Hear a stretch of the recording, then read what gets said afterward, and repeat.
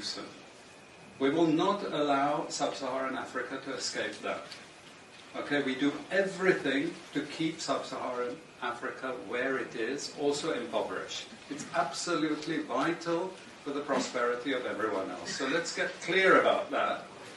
Okay, and this means all the economic structures, all the global institutions, and the economics we teach everyone is all designed to keep Africa exactly where it is. And whether it is Europe or US or now China, it's always the same.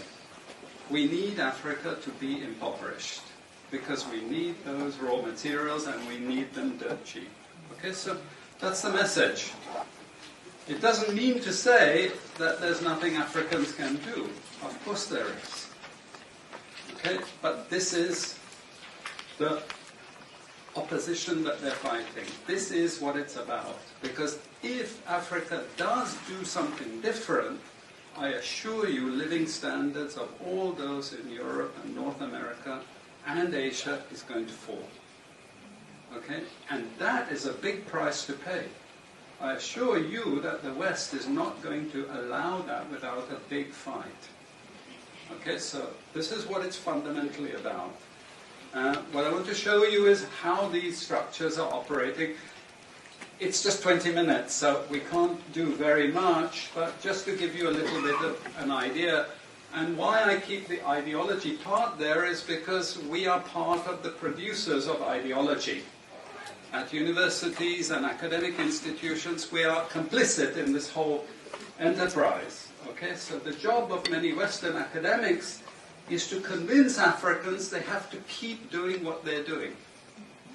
Okay, and to show them it's your fault that you're poor. It's not our fault. It's your fault that you're poor. You know, so this is what we do in academic institutions, and I want to show that as well.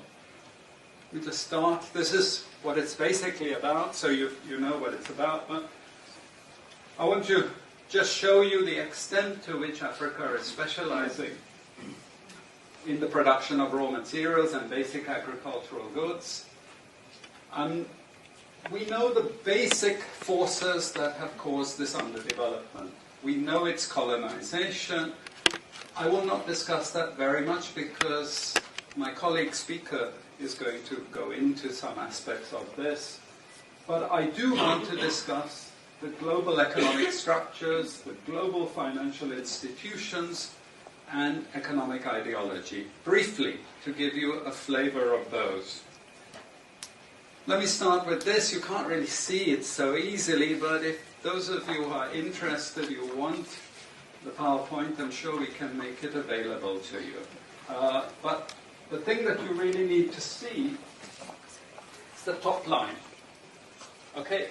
And the extent of dependency is captured by this statistic at the top.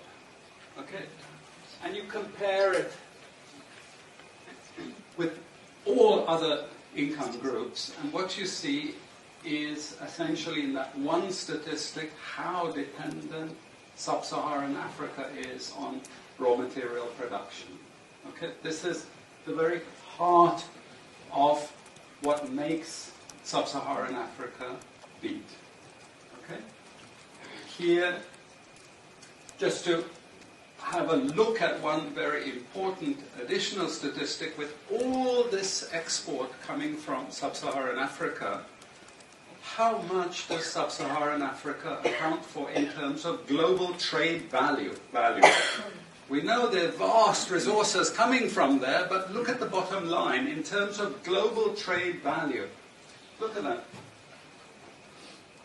0.5%, 1975, 0.95%, going down to 0.1. To 0.1.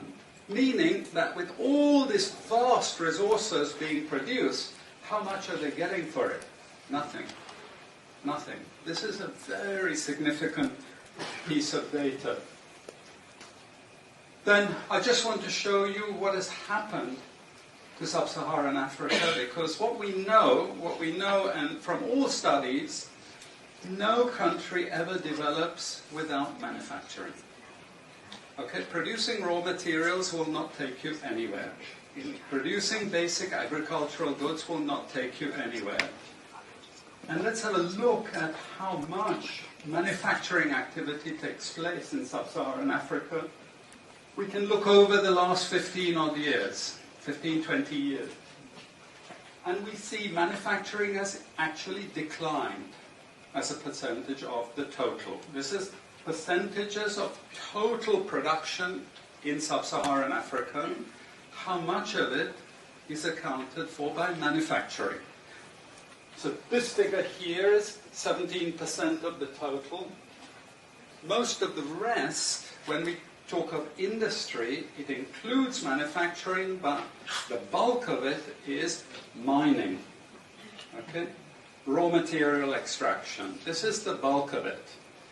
And here we see actually raw material extraction has stayed the same. What has caused industry to fall is the fall in manufacturing production.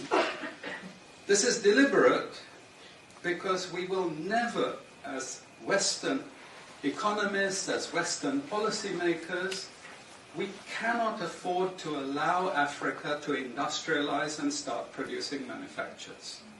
Okay, so we will do everything to stop that. And I'm going to show you how we actually block that. It's